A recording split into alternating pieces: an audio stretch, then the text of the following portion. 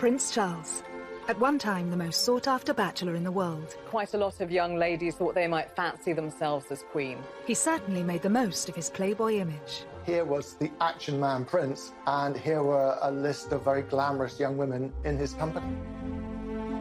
As heir to the throne, the future of the monarchy was in his hands. Charles had one task: to find the wife who would become the future Queen of England and who would produce an heir. And his choice of wife paramount. They didn't want any scandal, they didn't want any shame. But his journey has been far from smooth.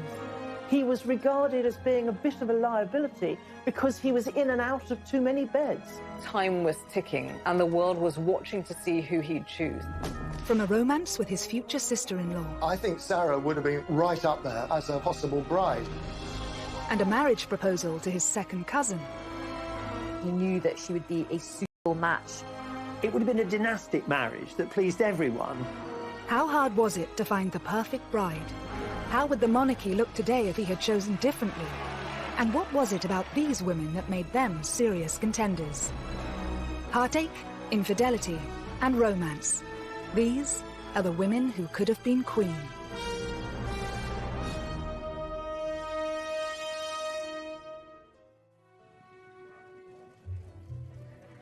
Prince Charles is now the paragon of wedded bliss after tying the knot with second wife Camilla, the Duchess of Cornwall, in 2005. Charles and Camilla's relationship today is serious, committed, stable, and a loving partnership. I think he was always in love with Camilla. He needed her companionship in his life, and he wasn't happy until he had it. Whilst the title Camilla will take is still a cause for debate, one thing is for sure. When Charles finally accedes to the throne, she will be by his side. But Charles's search to find his future queen has been far from easy. Before marrying his first wife, Lady Diana Spencer, the prince spent over a decade hunting for the right woman. Prince Charles found it very easy to find girlfriends to have fun with. He found it very difficult to find a young lady who he could actually marry. Charles set himself a deadline, age 30, to marry. He always knew he would be under immense pressure to choose the perfect bride. In a 1969 interview, he spoke passionately about the challenges of finding her. In my position, you're going to marry somebody who perhaps one day is going to become queen. And you've got to choose somebody very carefully, I think, who could fulfill this particular role. Because people like you, perhaps, would expect quite a lot from him, almost from childhood, that the chief task of his life was to carry on the dynasty successfully. So he had to get the right woman. There were strict criteria that any potential bride would have to meet. You needed to be aristocratic, able to gain the approval of the Queen herself, not a Catholic, not divorced, and an actual virgin. It was an absolute necessity that Charles should marry someone who had not had any other relationships with men. The phrase was she had to be Virgo intacta. These requirements were being placed on Charles in the 70s, in the age of the sexual revolution.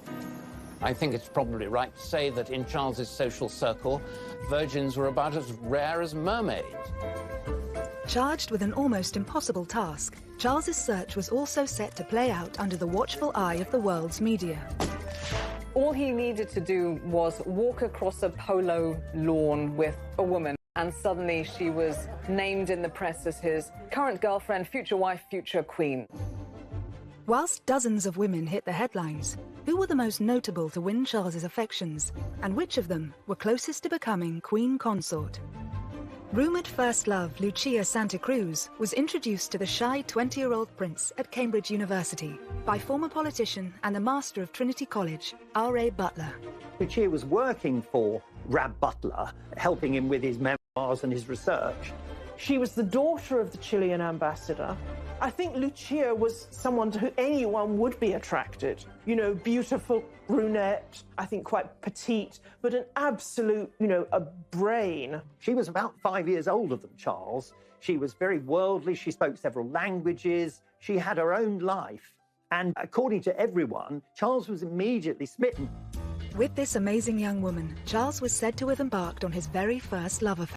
it was a physical relationship because Rab Butler's wife has said rather oddly that Charles had been able to cut his teeth on Lucia, which is a horrible way of putting it. But I think basically what she was saying was that, you know, she was sexually experienced, and that was a good thing for Charles, who was a complete innocent. He was younger than his age, and this was true in a sexual sense as well. He'd had no early experience with women. I think his eyes opened to the great possibilities that there were out there. Whilst Lucia is regarded by many as Prince Charles' first serious girlfriend, was she ever a contender for Queen? Lucia could never have been a serious contender for marriage with Charles. I mean, Charles was simply too young, and I, doubt she'd have been interested. But of course, She was Catholic. As heir to the throne and the future head of the Church of England, he could not marry a Roman Catholic. So Lucia was never going to be in the running because of that. As future king, Charles would have to favour duty over passion. It's said that Lucia still remains good friends with Charles to this day, and it's widely reported that she even played matchmaker for his next serious relationship with Camilla Shand, one that would ultimately change the course of his life.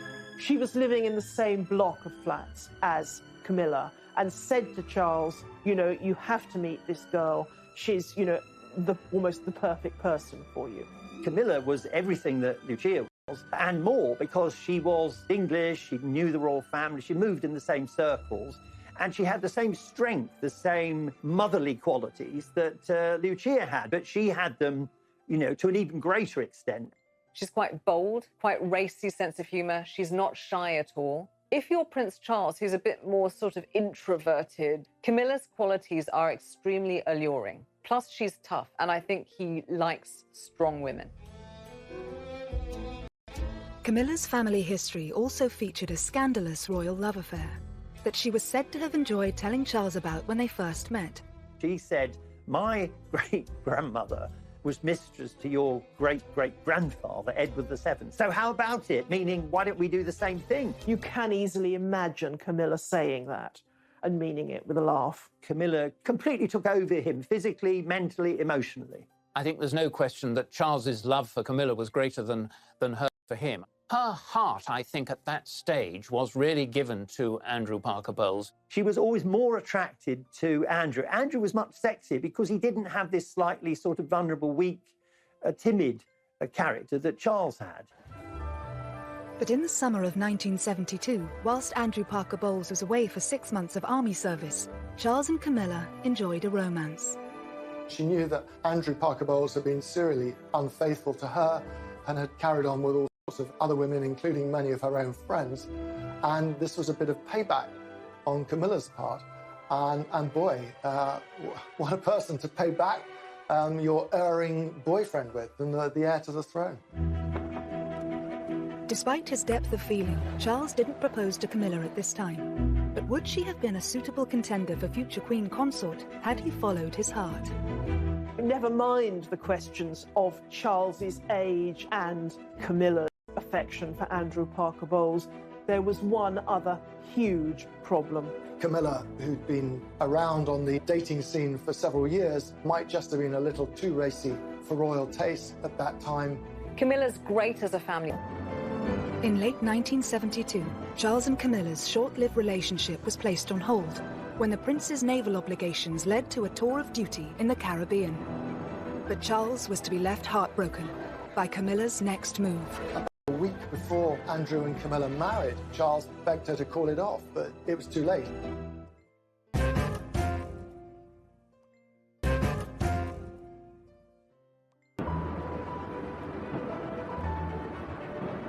Whilst on a tour of duty in the Caribbean, Prince Charles learnt that Camilla Shand and Andrew Parker Bowles were engaged to be married.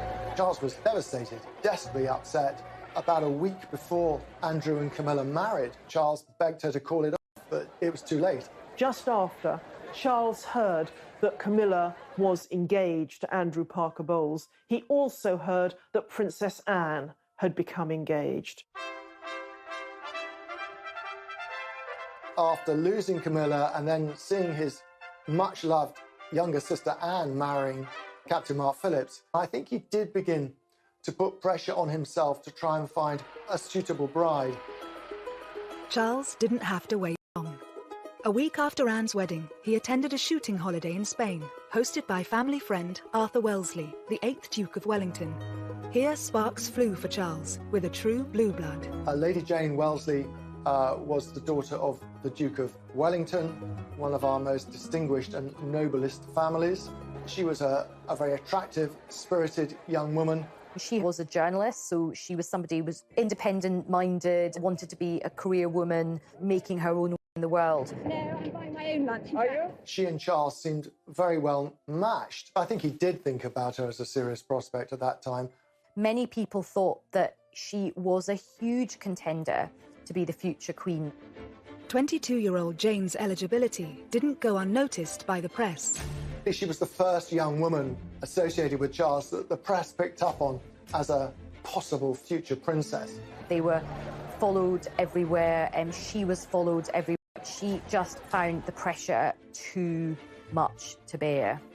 There was a huge amount of press and media speculation, which actually led her to finally snap, understandably, and say on the record, "Do you honestly believe that I want to be queen?" This was a problem with many of the aristocratic women that Charles dated. They didn't yearn to be the wife of the heir to the throne because they were already titled. She was already Lady Jane. Why would she choose that when, the downside was that for the rest of her life, the press would follow her everywhere. They'd criticise anything she happened to say inadvertently. It would be a nightmare, and she knew that.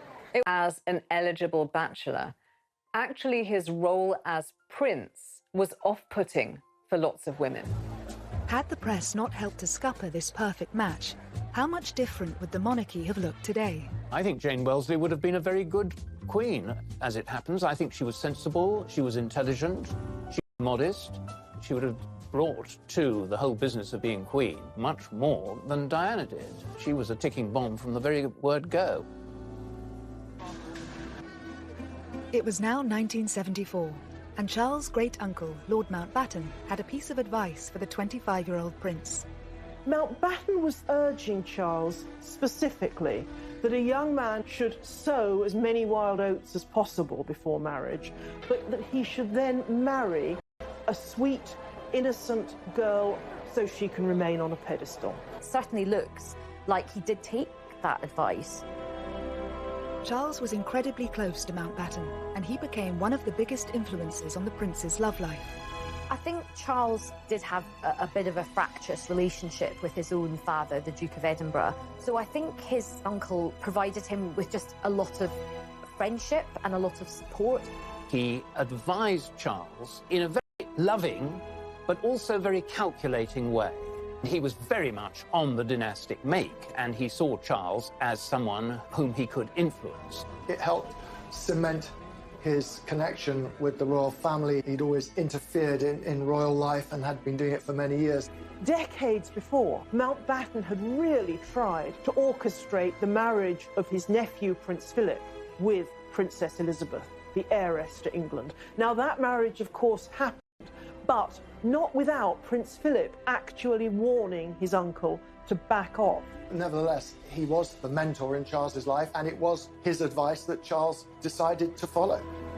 Dickie Mountbatten was so supportive of Prince Charles's erotic adventures that he offered him the use of his own property, Broadlands, as a secret love nest or hideaway for Prince Charles to take his girlfriends.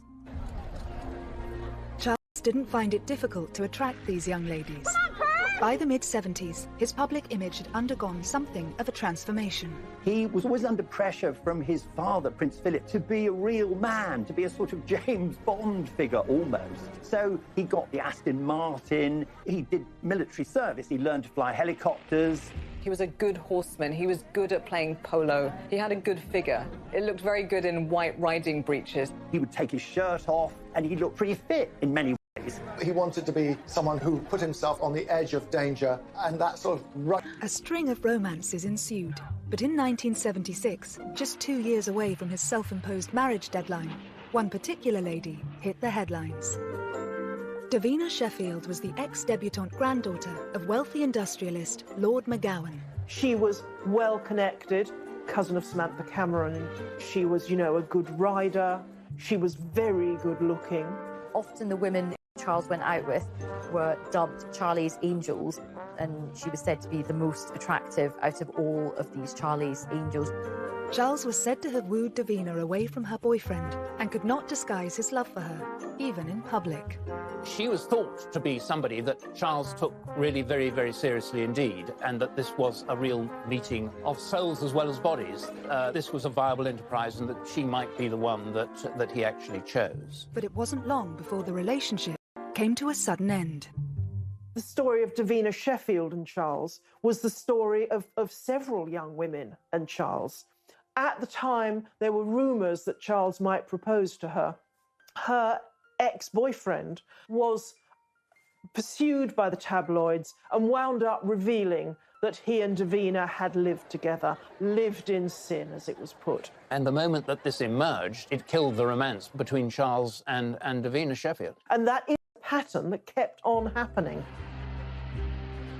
Davina didn't fit into the criteria of the perfect woman, as dictated by the royal firm. But had she and Charles married, we would perhaps have a very different monarchy today. Davina Sheffield wasn't actually an aristocrat of the ancient blue-blooded type. She was descended from industrialists, so her wealth was relatively new money. If she'd married into the royal family, she would have brought in some of the freshness and entrepreneurialism that surrounds industrialism. She would be quite a breath of fresh air, much as Meghan was supposed to be when she married Harry. There's scope in the monarchy for blowing away some of the cobwebs. As his 29th birthday approached, Charles felt an increasing sense of urgency to get married, and his next significant relationship saw a return to a woman of breeding. Like Lady Jane before her, Lady Sarah Spencer hailed from elite aristocracy. The 22-year-old daughter of the 8th Earl Spencer, she was also Diana's older sister. Lady Sarah Spencer came from exactly the correct lineage to marry Prince Charles. Sarah, from an early age, had been brought up on the edge of the Sandringham estate. Even her grandmothers were ladies-in-waiting to the Queen Mother. And of course, the Spencers had been intertwined with the royal family forever. She and Charles met at one of the Queen's. Charles was rather taken with Sarah, with her reddish hair and her outgoing sense of humour, and they began dating. After Sarah earned an invitation to Balmoral at the end of the summer, she reciprocated by asking the 28-year-old prince to a shooting weekend at Althorpe, the Spencer estate in Northamptonshire. On arrival at the house, Charles clapped eyes on Diana for the first time, who was then just 16 years old, tall and rather gangling. Diana at the time was probably too young to, really impinge very seriously on his notice.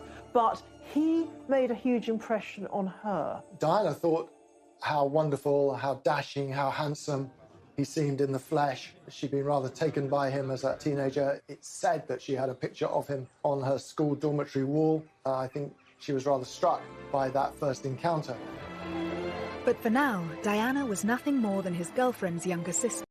And it was Sarah who joined Charles on a skiing trip to Closters in the February of 1978. To go on holiday with the Prince of Wales was quite a big step, and it did suggest that this romance possibly had legs. But on their return, Sarah made a huge mistake. In Closters, she became close to some British journalists. Back in England, at lunch with them, she had a far too frank conversation.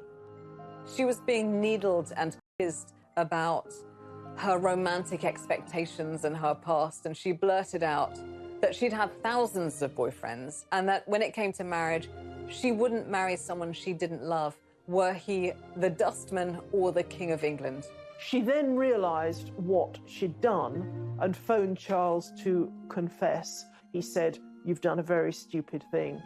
And that was that. She was basically not just telling him that she didn't love him, she was sort of telling the whole world that she didn't love him, even though he was the future King of England. So I think that was quite embarrassing for him. As far as Charles was concerned, for his girlfriends to talk to the press was just about the worst thing that they could possibly do. Lady Sarah would eventually watch her younger sister marry Charles. But how would she have fared in Diana's place? I think she'd have been a much better match for Charles, because Charles needed someone who's a bit stronger than Diana. And Sarah was that person. I like her honesty and her toughness. I wish that some of that boldness had transferred to Diana. Instead, Lady Sarah was happy to take the credit for Charles and Diana's union, calling herself Cupid. But it would be another 3 years before their relationship would begin. In the meantime, Charles would propose to 2 other women.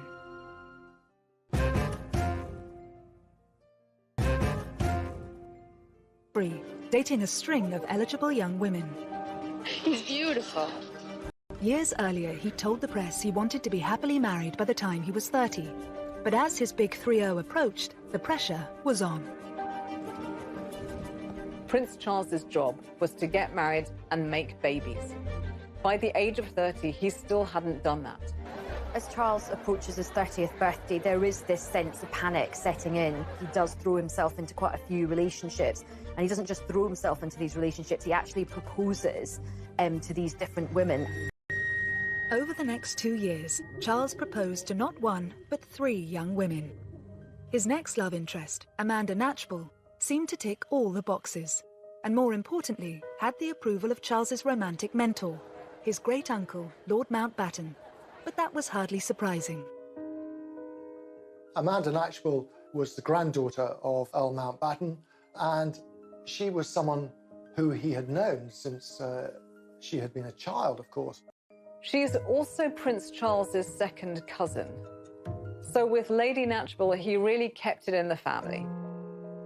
Charles was 9 years older than Amanda. Was it pressure from Mountbatten that had once prompted the prince to speak to 16-year-old Amanda's mother about her being a future royal bride? Charles considered it from a very early age, but I think that Mountbatten had sown the seeds. I think Charles, the future king, was, as far as Mountbatten was concerned, he was a pawn. He was a pawn in the dynastic game, and he was a pawn that he hoped would go down the board and become a king, and that king would have as his queen Amanda. I find that the most interesting of the relationships, not because it was emotionally intense on either of their part, it wasn't, but because Charles seemed so ready, so willing to consider a very young teenager as a possible bride, just, because everyone told him he should do. Amanda Knatchbull's mother, Lady Brabant, was very wary. I think she sensed that Charles was casting around for someone who was suitable rather than someone who he was in love with. She told Charles to wait and see if a relationship developed. Over the next 5 years, Charles and Amanda did become close friends. But how suitable would she have been as a royal bride? Amanda Knatchbull was descended from Queen Victoria. She was supremely aristocratic. She was virtually part of the family already. She knew the ropes. So from many points of view, she was absolutely ideal. I think he was very fond of her, and obviously they had a mutual closeness to Lord Mountbatten. He knew that they didn't fall in love at first sight. They weren't having sexy romps. This would be an old-school merger, not a love marriage. In 1979, Charles did propose to 21-year-old Amanda. But despite pressure from Lord Mountbatten, it appears Amanda wasn't interested in becoming a royal bride. He did propose, and she was quite firm, and she didn't say, "Oh, thank you, how wonderful, I need time to think about it." She actually turned him down on the spot, but she did it with great elegance, and it left no bad feelings. Amanda Knatchbull turned Charles down because I think she just couldn't bear the thought of the exposure to the pressures of monarchy. She doesn't see herself as a future queen.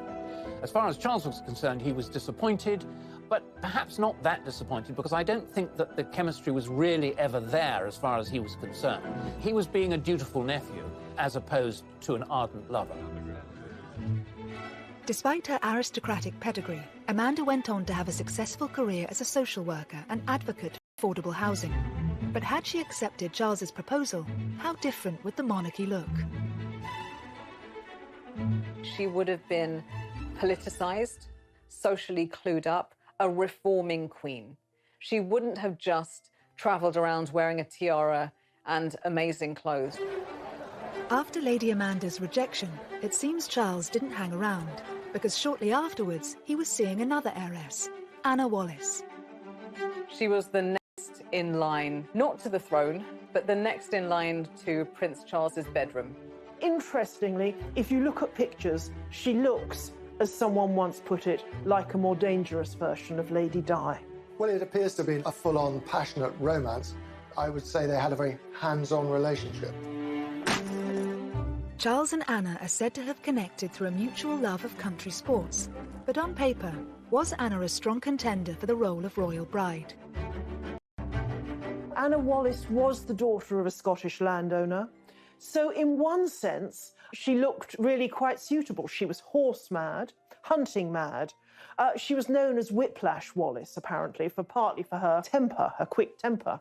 She always rode higher and faster and longer than people on the hunt. Charles was very much taken with her for a brief while. The royal family don't tend to like women who have particularly strong personalities, so she might not have actually been a very good fit in the long term. In early 1980, Charles is said to have proposed to Whiplash Wallis. However, it's rumoured that Anna turned him down because his old flame was back on the scene, Camilla Parker Bowles. Marry Anna Wallis, or perhaps he was just pretty desperate, full stop, because he proposed to her twice. The thing is, it was obvious by this stage that Charles was in love with Camilla. Anna Wallis was the first of Charles's girlfriends to, as it were, have Camilla really shoved in her face. The Royal Opera House, Covent Garden tonight. The formal climax of the Queen Mother's birthday with applause from 20 members of the royal family, dozens of peers... But it was at the Queen Mother's 80th birthday party, where both women had been invited, that the relationship turned sour. She was like a wallflower. He just ignored her the whole evening. And who did he ignore her for? He ignored her for Camilla. Charles and Camilla seem to have reignited their relationship at red heat, basically, and they weren't that discreet about it. Anna was furious, and she said to Charles, "How dare you? I've never been so badly treated in my life. You've left me on my own, and now you can jolly well go on your own without me." And that was the end of the relationship. And Anna was dispatched with a crack of the whip lash.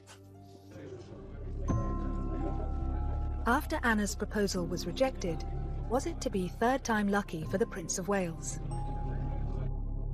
In 1980, Charles was still grieving the loss of his mentor, Lord Mountbatten, who had been killed the previous year in an IRA bombing. He was staying at a friend's country house when he started chatting to a fellow guest, a 19-year-old Lady Diana Spencer, the younger sister of his ex-girlfriend Sarah. She famously spoke about how sad he'd looked at Mountbatten's funeral the previous autumn and how she'd been struck by it watching it on television.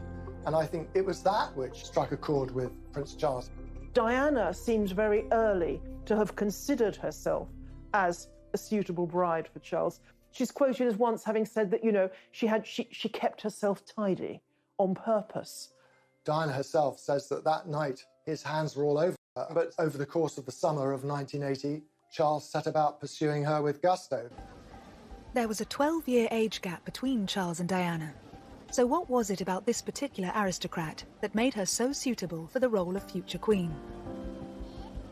For the senior royals, Diana was an even better marriage prospect than her sister Sarah because she was younger. She hadn't had any boyfriends who were likely to talk to the press. She was from an ancient family with connections with the Churchills and with every other aristocratic family in the country. The Spencers and the royal family had been so close for Jen, part of the club. I think the palace and the courtiers thought, she's not going to be any trouble. Oh, the irony. Once the press realised Charles was dating Lady Diana, they didn't leave her alone. Was it this, and pressure from his own family to marry, that prompted him to propose to Diana, reportedly after less than 15 dates? Is there any possibility of any announcements of your marriage in the near future? Can you tell me? Can you tell me if there's any possibility? I'm not going to say anything, please. September 1980, they'd known each other no more than 6 weeks. They hadn't really seen a lot of each other. But The newspapers were already writing about her as, this is the woman Prince of Wales will marry. As soon as the press and the media realized that they were seeing each other, they never left Diana alone. So there was this incredible pressure cooker atmosphere to the thing. All of the eyes of the world were on them. The amount of time they actually spent together from choice as two people getting to know each other and wanting to spend their lives together was absolutely minimal. Warning signs were there to see. On February the 24th, 1981, the Prince of Wales and Lady Diana Spencer officially announced their engagement. But 4 decades on, it's remembered for all the wrong reasons. And I suppose in love. Of course. Whatever in love means. I mean, that means no, by the way. It was such a badly phrased answer, and definitely at the wrong time. And it sort of come back to haunt him, and it came back to haunt the pair of them for years and years. He was just trying to be clever. And of course, when you're trying to be clever to that extent, you turn out to be extremely stupid. And that's what he was. But if Charles was in love with anyone, was it with Camilla Parker Bowles? Whether or not he was still seeing Camilla romantically at this stage, it's clear that Diana saw her as a threat. All through the engagement, Camilla was a very powerful presence. It's only that Diana was a bit of an innocent that meant she didn't do anything about it. She suspected that Charles was still in love with Camilla, and there are all sorts of straws in the wind. Telephone calls, cufflinks with joined C's, Charles and Camilla, which aroused her suspicions. So from the very start, she felt deeply insecure. Famously, you know, her sisters said to her, "You can't back out now, your face is on the tea towels." There is that sense of this huge public pressure, be letting down a whole nation if they backed out. But the nation did get their fairy tale wedding on July 29, 1981, when at the age of 32, the Prince of Wales married his 20-year-old virgin bride. I pronounce that they be man and wife together, in the name of the Father, and of the Son, and of the Holy Ghost. Amen. Here was the dashing, handsome heir to the throne marrying a beautiful, blushing bride with impeccable pedigree. It was fairy tale-like. But behind the scenes, the reality was less satisfactory, and Charles himself was already beginning to have terrible doubts. She was beginning to be eaten up by jealousy of Camilla. And so the fairy tale wedding, it was sort of Hansel and Gretel, sinister fairy tale, something much more dangerous to the future of the monarchy. As the fairy tale turned sour, Charles risked it all for the woman he loved. There was a poll in a major newspaper that said that between 80 to 90% of people felt that Prince Charles's behavior had significantly damaged the monarchy and would significantly damage it going forwards.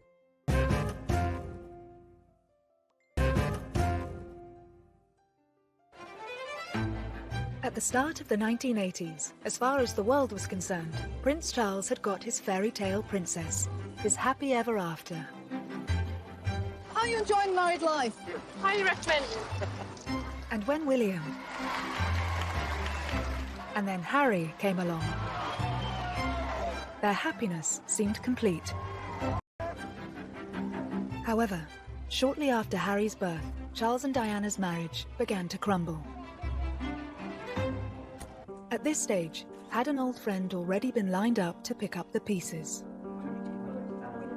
He reached out to Camilla again as a source of comfort, and Camilla stepped in as a friend initially, for sure, to start with, to bolster his confidence. But at some stage, you know, they became intimate again. Charles probably thought at that stage, well, lots of kings have had mistresses, I shall have a mistress, and that's what Camilla will be, and that will be very happy, and Di will have to take it. But of course she wouldn't take it. Over the next few years, as Charles and Diana grew more distant, he and Camilla became closer. But it wasn't until 1992 that the royal couple announced their separation, with more and more damaging details about their personal lives hitting the headlines, including the infamous Camilla Gate tape. It was a full transcript of an alleged conversation between the Prince of Wales and Camilla Parker Bowles. As the reputation of the monarchy took a battering, it was clear most of the country was Team Di, and Charles and his mistress were vilified. The public were absolutely furious as the marriage of Charles and Diana broke down, and they began to wash their dirty linen in public because people felt, and quite understandably, that Charles was in the wrong. There was a poll in a major newspaper at the time that said that between 80 to 90% of people who'd been consulted felt that Prince Charles's behaviour had significantly damaged the monarchy and would significantly damage it going forwards. But it was clear that Charles was not prepared to give up Camilla. However, in 1997, a tragedy struck that shocked the world and shook the foundations of the monarchy. We have reports in Paris that Diana, Princess of Wales, has been killed in a car accident. Following the fallout from Diana's death, would it now prove impossible for Camilla ever to take her place by Charles's side? At one stage, after Diana died, Camilla didn't leave her house because she was so unpopular. She thought she'd be hissed and stoned and booed. They kept their heads down, but they kept faith with each other. Their relationship continued, and I think quite a lot of people eventually just thought, you know what, they clearly love each other. They're soulmates. There was a concerted effort, a very, very strong PR effort to rehabilitate Camilla. And I think the change occurred, it occurred over the years. In 1999, 2 years after Diana's death, Charles and Camilla made their first public appearance together. They're telling the world we're a couple, and you'd better accept it. Despite going public as a couple, why did Charles wait another 6 years before marrying the woman he'd loved for more than 3 decades? He was basically marrying his dead wife's nemesis, so I can understand why he was probably cautious about it, but I think they handled it very skillfully and very sensitively, and so when they were ready to get married, the public were not just okay about it, the public actually were very warm towards the couple. What changed, of course, was his parents' intervention. They had been none too keen on Camilla for a long time, but there was a pressing argument that the Prince of Wales should have a wife because Charles could come to the throne with a mistress but no wife, and it would be quite difficult for him. Ceremony. As head of the Church of England, the Queen did not attend. But she and hundreds of other guests were at the blessing afterwards, held at St George's Chapel, Windsor.